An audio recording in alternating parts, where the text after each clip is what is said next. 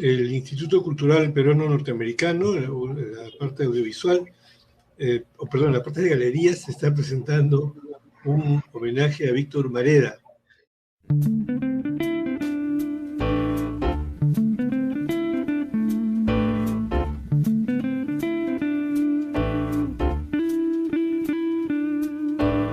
Con nosotros están ahora Víctor Mejía, quien es el curador de esta gran muestra y homenaje al maestro Mareda, y Germán Schwartz, fotógrafo, amigo de Víctor Mareda, gran conocedor de la obra del maestro. Buenas tardes a los dos. Gracias por aceptar esta entrevista. Gracias a ti, Carlos. ¿Cómo estás, Carlos? Muchas gracias por la invitación. Gracias a los dos. Víctor, ¿me contabas cuál es el contexto en el que se desarrolla esta muestra? Sí, Carlos. Bueno, el proyecto de la exposición surgió realmente en el año 2019, con la intención de que se desarrollara en el año 2020, que era en el que se conmemoraba el centenario del nacimiento del maestro Mareda. El contexto de pandemia generó algunos retrasos, algunos inconvenientes que ya conocemos muy bien, todo lo que hemos venido padeciendo en estos meses, y por eso es que finalmente la muestra se ha podido presentar ahora ya a partir de junio de este mes en el IBNA Centro, en el Girón Cusco, ¿no? Muy bien. ¿Cuánto tiempo llevó la investigación y la recopilación, sobre todo de material? Sí, mira, el proceso ha durado aproximadamente, como te decía, casi 2 años, desde que se inició esta primera idea. El proceso ha sido arduo, ha sido posible gracias a la generosidad de los coleccionistas, por supuesto el apoyo de las instituciones, del IBNA, del Ministerio de Cultura también.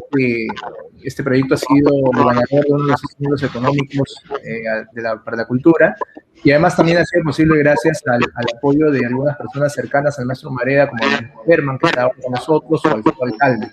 Ese proceso, como te decía, ha durado más de 1 año y medio, entre la recopilación, la reunión de las obras, de los documentos, de los objetos que se han reunido en la sala, y que además abordan no la obra, la temática general o amplia del maestro Mareda, sino una temática específica, ¿no? Particular. Germán, yo recuerdo haber hecho contigo una entrevista justo sobre Mareda, y donde tú decías pues que es uno de los artistas más copiados, más plagiados, y ese es un problema muy serio, y además es un poco difícil acceder a sus obras, ¿no? Sí, bueno, muy mal falsificado además, pues, ¿no? Aunque los falsificadores pues tienen muchos recursos, hay varias maneras de falsificar a un artista conocido, ¿no? Uno es tomando elementos de varios cuadros y hacer uno nuevo, que siempre resultan siendo muy familiares, digamos, para los que conocemos la obra de Víctor, pero siempre hay algo que falla, ahí hay algo que... Bueno, al final, generalmente agarran cuadros muy conocidos, entonces cuando tú miras el cuadro original del cual sacaron algún elemento, te das cuenta pues que Mareda era incapaz pues de repetir, digamos, una pose, un elemento principal, digamos, como un personaje, digamos, en una de sus obras, ¿no? Pero sí, hay falsificaciones muy, muy sofisticadas, digamos, en ese sentido.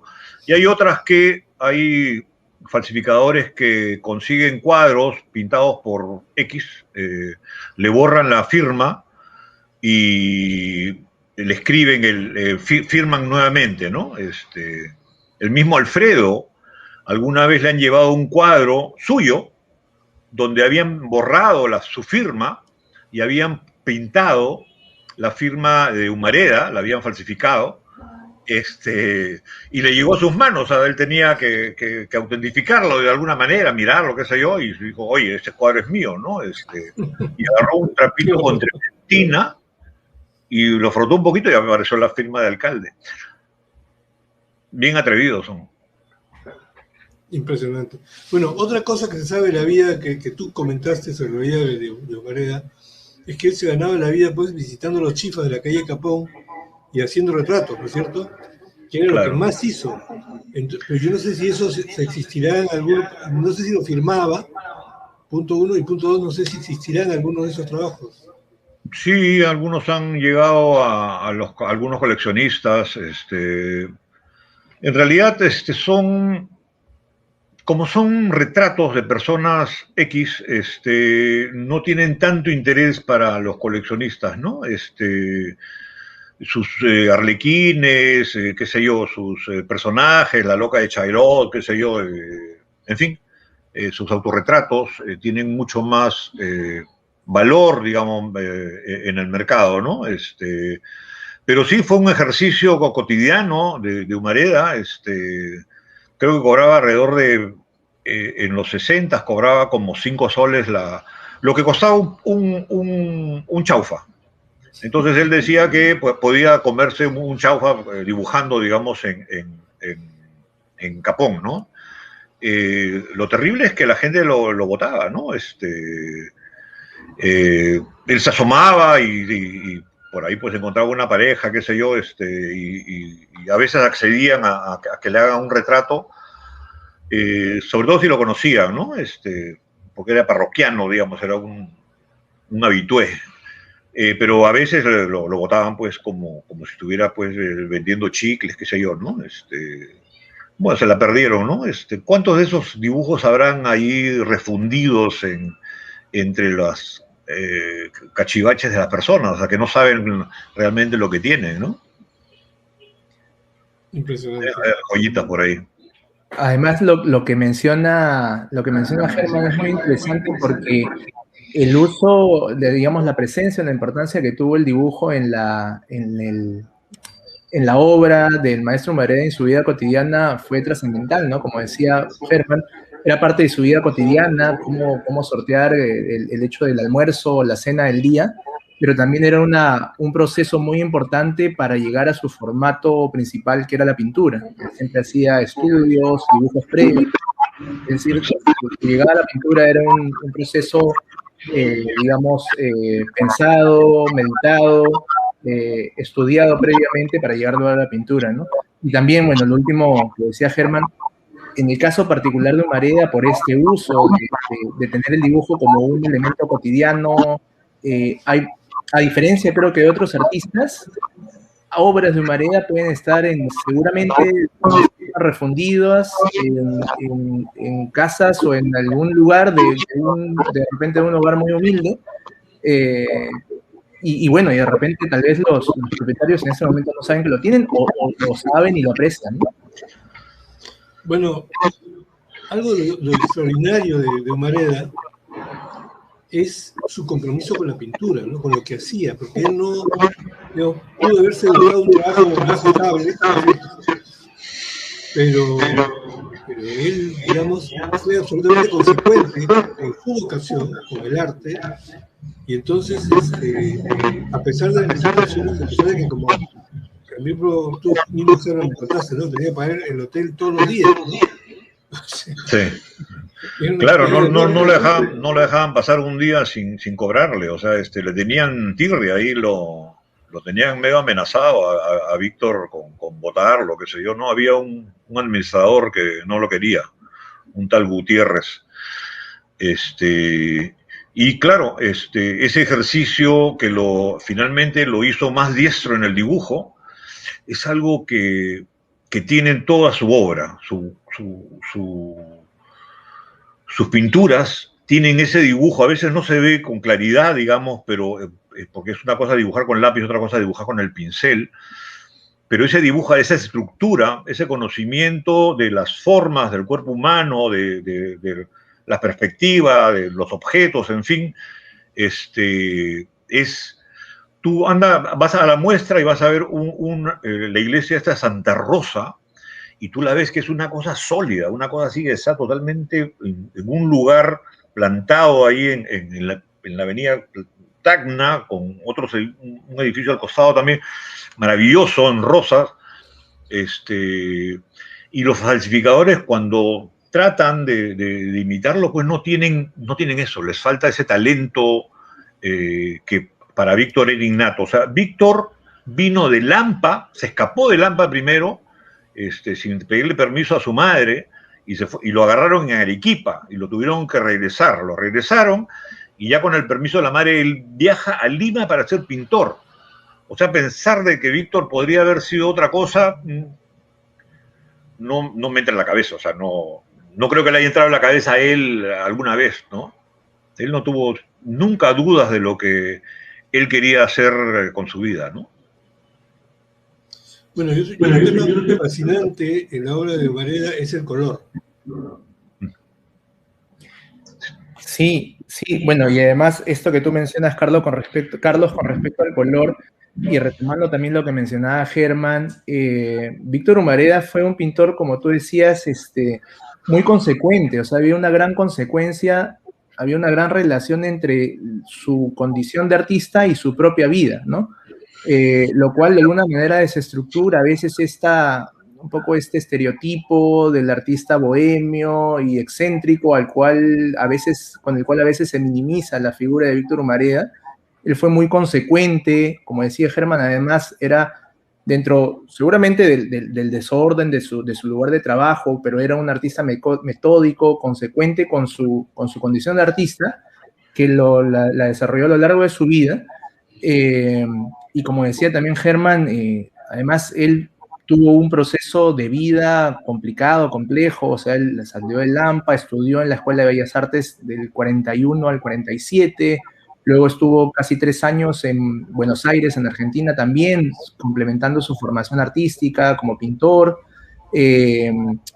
y todo esto, como decía, estuvo orientado siempre a uno de los grandes objetivos o búsquedas de Humareda, que era el desarrollo formal, pictórico, cromático de su obra, ¿no? Y como tú decías, Carlos, esta gran preocupación, esta gran inquietud que tenía él por el color, por dominar el color, y de ahí viene también el título de la muestra, que era una de sus búsquedas, digamos, como artista, una de sus principales preocupaciones, preocupación que desarrolló a lo largo de mucho tiempo, a lo largo de toda su vida, ¿no? Entonces, con esto solamente quería enfatizar que Humareda fue un artista, más allá de la imagen que se puede haber creado de él, era un artista metódico, muy consecuente con su condición de artista. Creo que eso es importante de resaltar, ¿no? Bueno, hay efectivamente esa imagen del artista excéntrico, incluso hay la idea de que él era un bohemio alcohólico, ¿no? Falso, totalmente, sí. Totalmente falso, ¿no?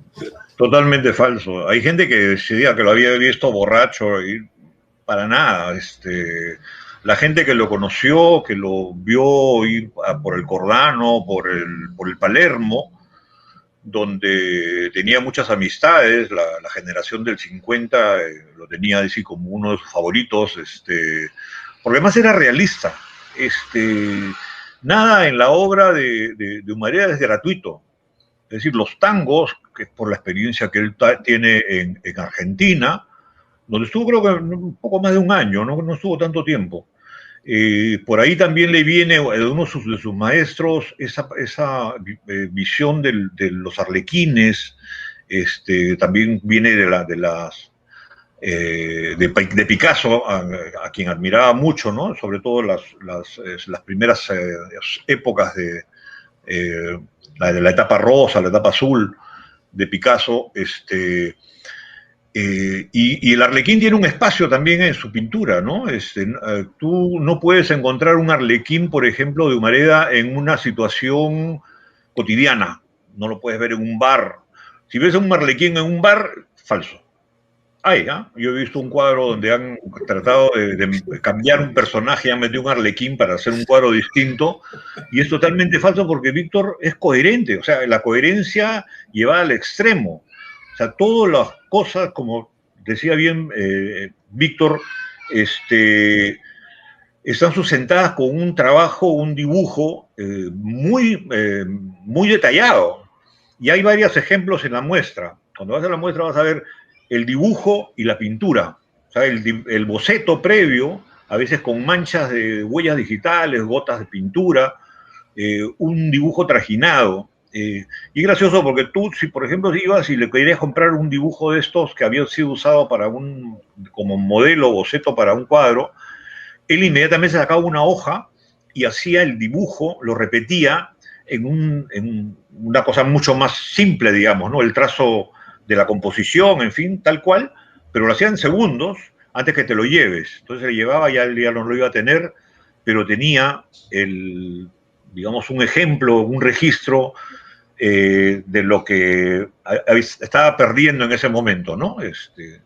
Claro, bienvenidos siempre esas monedas que le servían pues para pagar el menú en la pensión o el cuarto del hotel, ¿no? ¿Llegó a hacer exposiciones individuales, Humareda?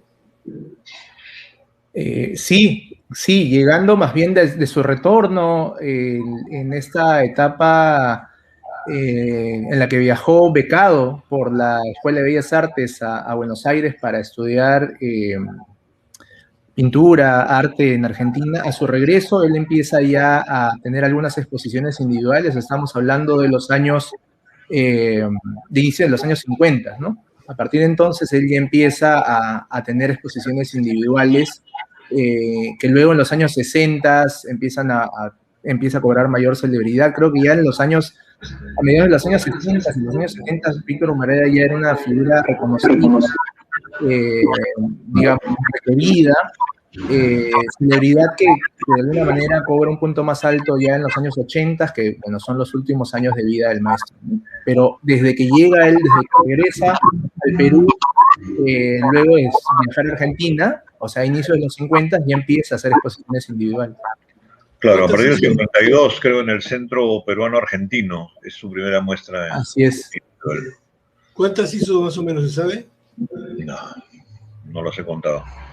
Sí, no, yo tampoco, no, pero bueno, justamente en la muestra, Carlos, se incluyen algunos documentos, algunos objetos que acompañaban estas exposiciones. Ahí quien visite la muestra también va a poder ver alguna de estos documentos de los años 50, 60, 70, ¿no? Otra cosa asombrosa, digamos, o inexplicable, o que, en fin, no encuentro explicación, es esta condición que tenía él de vivir en ese cuartucho del Hotel Lima, que era un cuarto insalubre, microscópico, en unas condiciones terribles, ¿no es cierto? Creo que Germán me contó que no tenía agua, etcétera. O sea, era una cosa terrible. ¿No tenía agua? Había un baño, pero eran medios baños, era solamente, no había duchas. Okay. Eso es lo que no habían duchas en el hotel.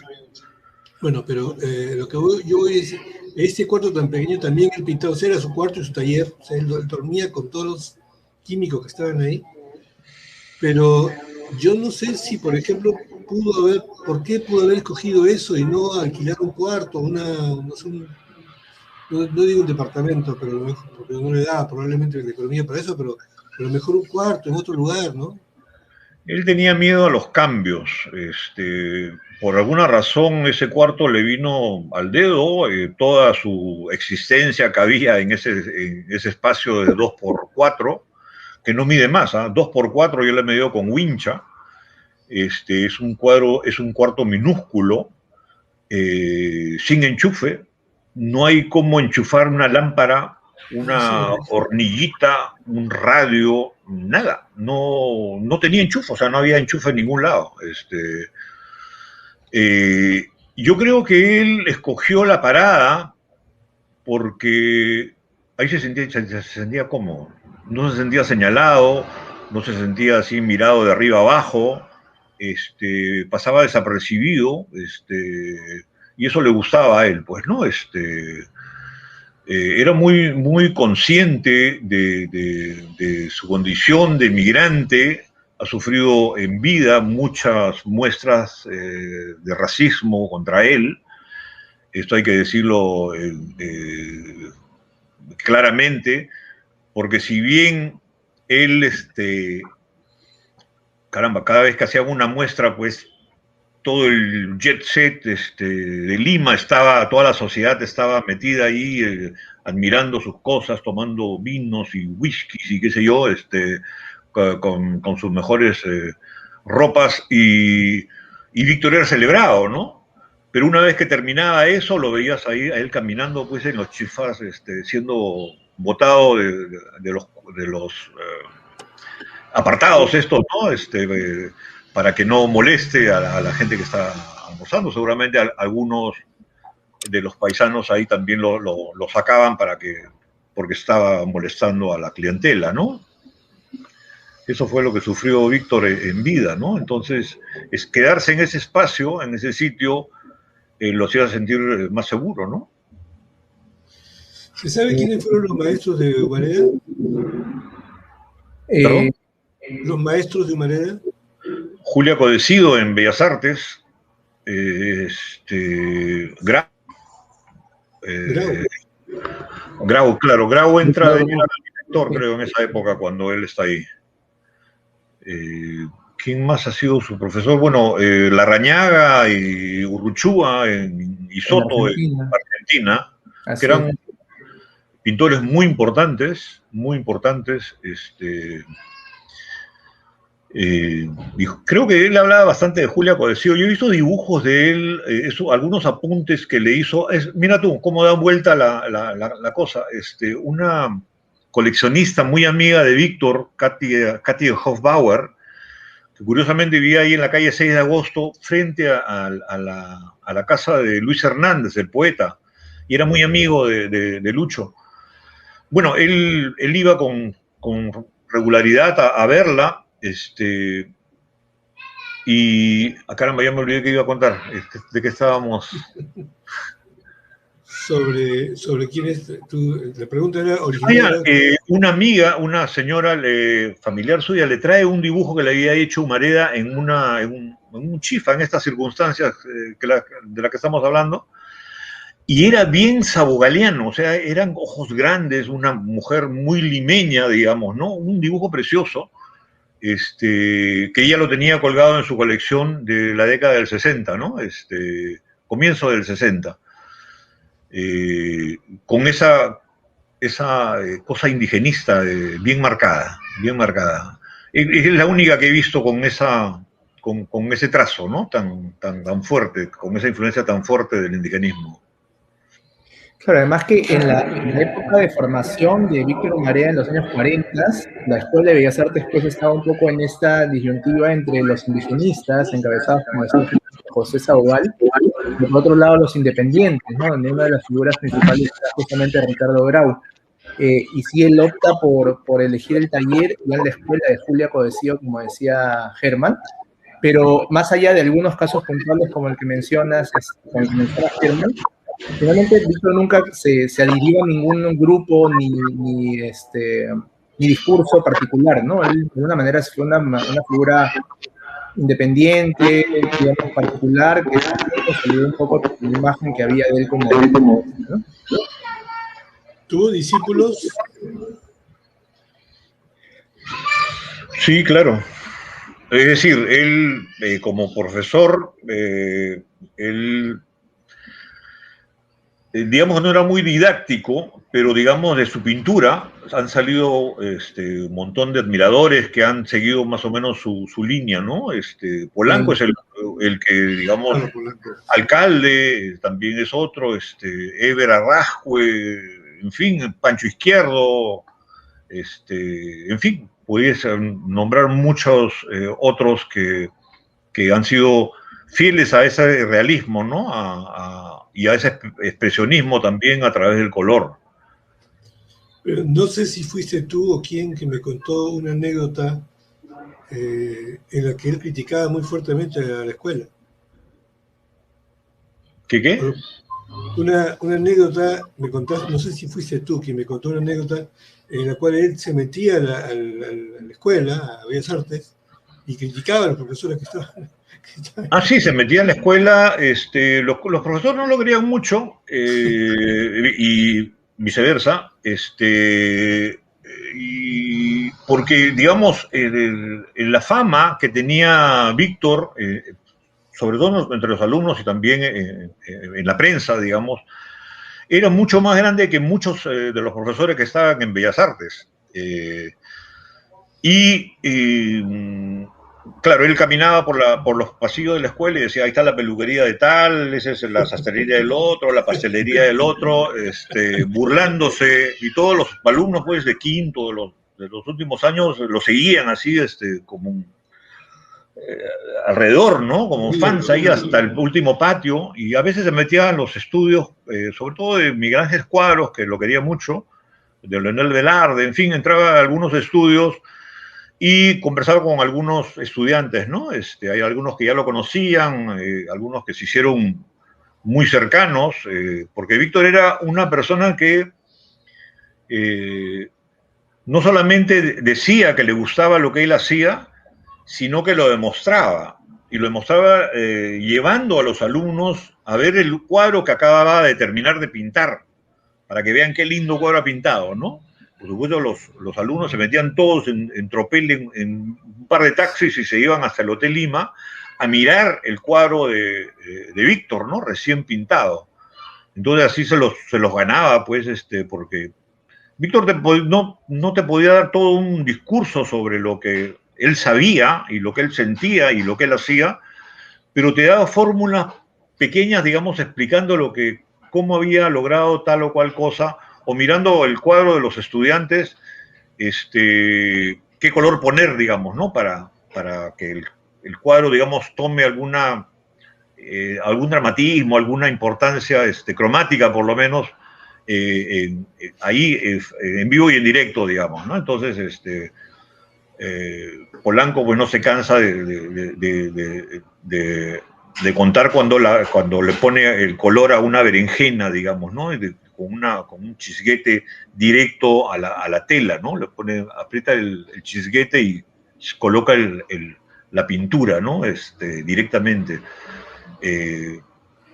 Era una especie de, pues, superstar ahí, Varela, entre los alumnos de Bellas Artes. ¿Han habido etapas en su carrera? ¿Perdón? Víctor, ¿han habido etapas en su carrera? No entendí. Etapas. Se había vivido etapas en su carrera.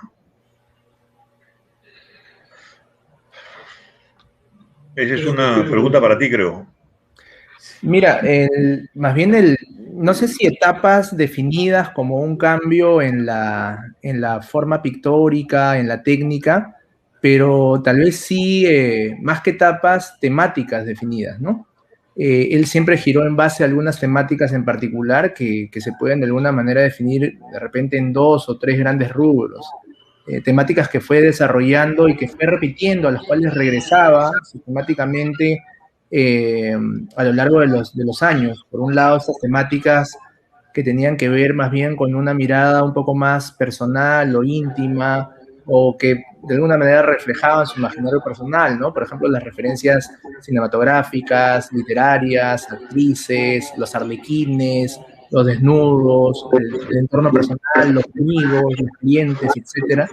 Y por otro lado, otra temática que más bien se abría hacia un contexto más amplio, hacia el contexto entendido en su sentido, digamos, diverso, no solamente contexto urbano, que tal vez son vistas o temas recurrentes en la obra de Humareda, pero también, de alguna manera, él representó el contexto cultural y social, por ejemplo, representando usos colectivos, como por ejemplo las procesiones, las festividades, las diversiones públicas, las corridas de toros, las peleas de gallos. Entonces, creo que tal vez, antes que etapas, tal vez podemos identificar la obra de Humareda en ejes temáticos, ¿no? Y por supuesto, complementario a estos dos grandes grupos temáticos está pues también la representación, la autorrepresentación, que son los autorretratos, ¿no? Los autorretratos de él, digamos, como figura principal, a veces figurando en el contexto de una escena un poco más amplia. Y también en este ámbito de los autorretratos, también la representación de su propio espacio de trabajo, la habitación, de la cual hacía referencia Carlos hace unos momentos, ¿no? Entonces, en esos temas, Humareda volvía y los volvía a pintar en esta búsqueda también de experimentar con el color, ensayaba una misma escena en vista diurna, en la tarde, con luz nocturna. Eran temas a los cuales regresaba siempre para experimentar con la técnica, con el color. Ahora, yo sí he notado que, por ejemplo, en el una etapa la más antigua, digamos, una primera etapa donde usa mucho el blanco, los grises, ¿no? Son cuadros bastante, digamos, opacos. Hay algunos en la exposición, y hacia el final de su vida, quién sabe, caramba, él vive casi año y medio, 2 años sin voz, tras una primera operación, después una segunda operación, toda esa etapa tan difícil, donde se rebaja su salud, él empieza a pintar con los colores mucho más vivos, mucho más brillantes, o sea, intensos, ¿no? Contrastados, intensos. Sí. Casi puros del chisguete, digamos, ¿no? Poca mezcla, y en grandes espacios, ¿no? Cosa que él no hacía en una etapa anterior, digamos, ¿no? Y además, solamente una cosa adicional, ahora que hablamos, a partir de tu pregunta, Carlos, de las etapas o de los temas, incluso en los dibujos que están también incluidos en la exposición, podemos ver cómo aplicaba diferentes técnicas, sea en bolígrafo o en carboncillo, pero podemos ver dibujos, por ejemplo, que presentan una gran capacidad de síntesis, donde con 5 o 6 líneas resolvía el dibujo. Otros dibujos también donde hay muchos trazos, un trazo muy, muy intenso, que hacen casi mancha ya. Entonces, hay diferentes formas de poder empezar a clasificar la obra del maestro Marea, como te decía, por técnicas, de repente por etapas, por temas, que también van conformando la complejidad del corpus de la producción de Víctor Marea, ¿no? Bueno, en realidad hay mucho más que decir, pero mejor es ir a ver. La muestra está abierta al público, es presencial por si acaso, está en la sala del Instituto Cultural Peruano Norteamericano de Lima, en Cusco 446, ahí frente a Iraoka. El horario me imagino que está abierto todo el instituto, que es todo el día, así que no deberían perderse esta muestra. ¿Algo más que quieran agregar?